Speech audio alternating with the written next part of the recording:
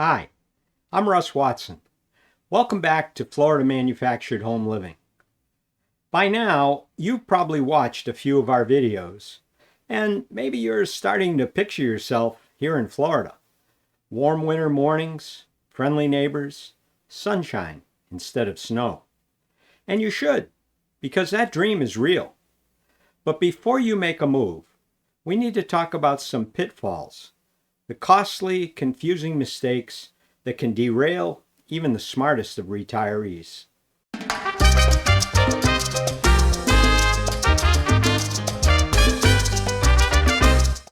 We covered a lot of ground in the other videos in this series, including 5 mistakes retirees often make.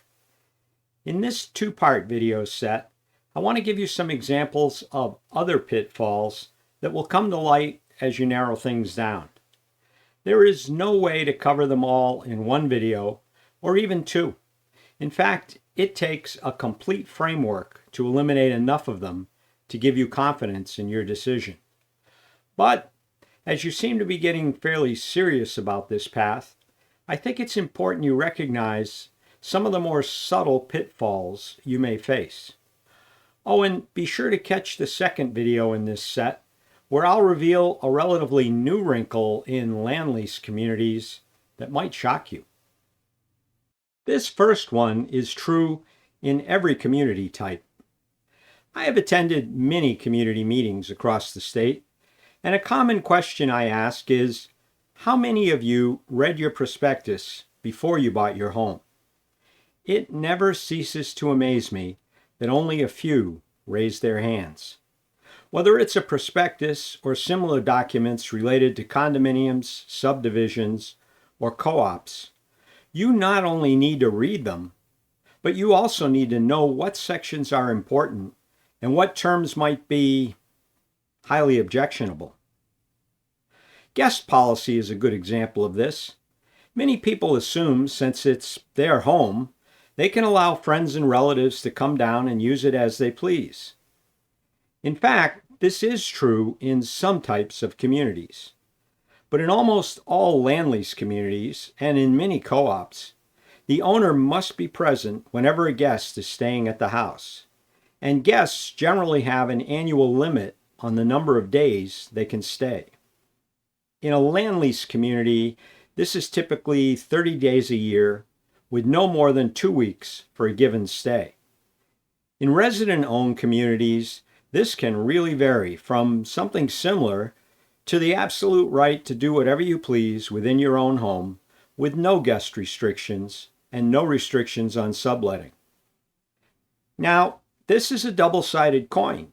Some folks like a quiet community, limited strictly to residents, with only occasional guests supervised by the resident.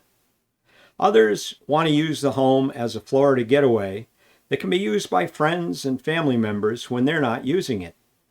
If you don't know to look for this, or where to look for this, you can be in for a rude awakening, suddenly discovering you have bought into a community that does not meet your needs.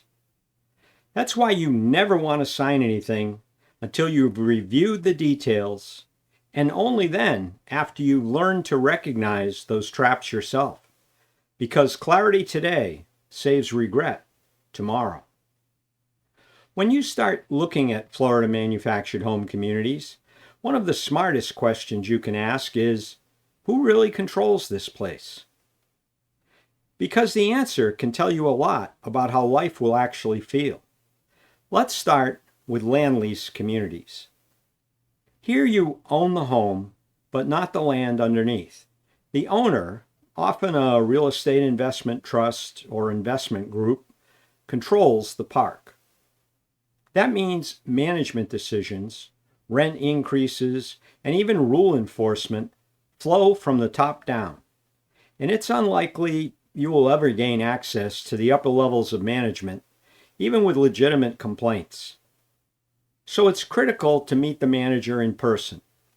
Ask how long they've been there and who they work for. Ask who actually owns the park. Clarify this by asking if that's who owns the park or who manages it for an absentee owner.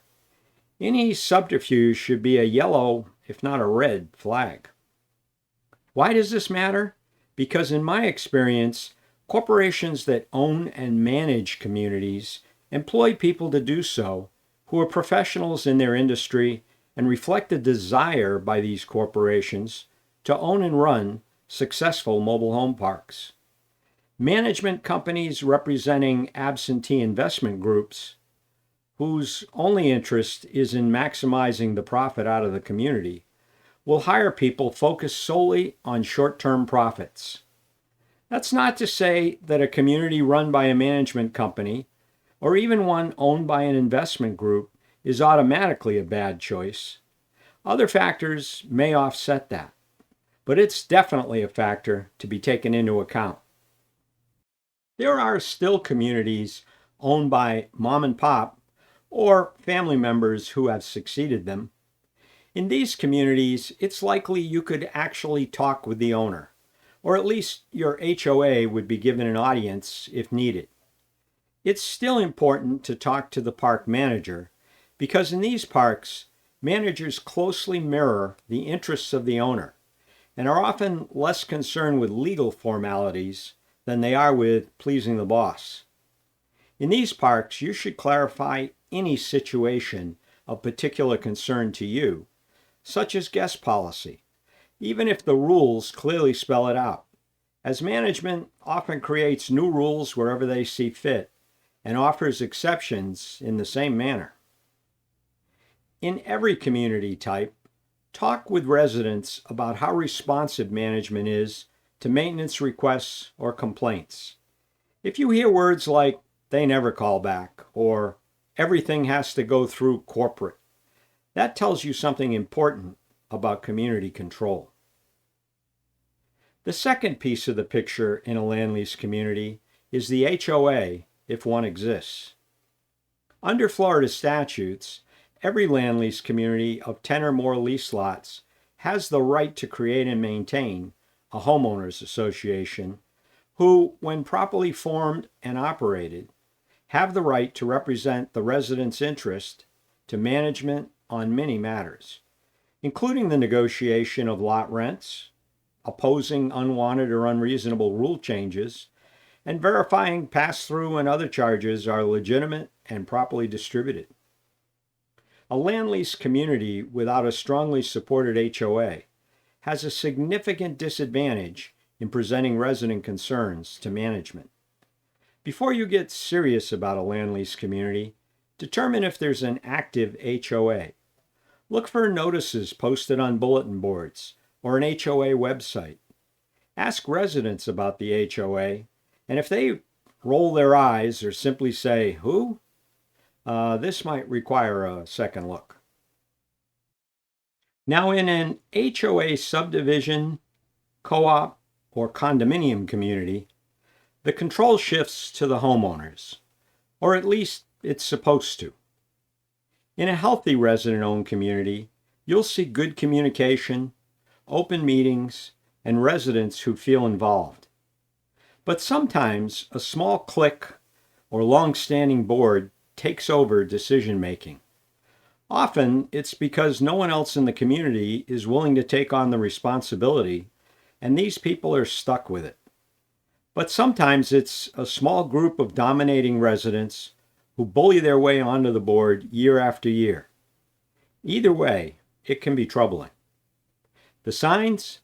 Meetings that are poorly attended or held at inconvenient times. The same board members serving term after term with little turnover. Big decisions made quietly or presented as already decided.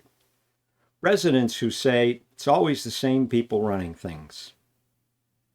When leadership stops representing the community as a whole, rules can start to favor the interests of the leadership group over fairness or the interests of the overall community. This can create tension, or worse, apathy, where most residents stop participating altogether.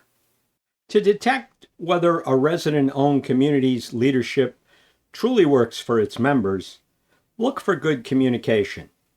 Newsletters, meeting minutes readily available, and open Q&A periods in meetings. Are there newer residents on the board, or is it the same group that's been there for several terms or more? Are people encouraged to volunteer, or do they roll their eyes when the topic of community leadership comes up? Because in the end, the best communities, both land lease and resident-owned, aren't the ones with perfect amenities. They're the ones where residents feel heard, respected, and part of something that works for everyone. And that's what you want to find, a community that's not just well managed, it's well led. So, how do you avoid all these pitfalls and others too numerous to cover in this video?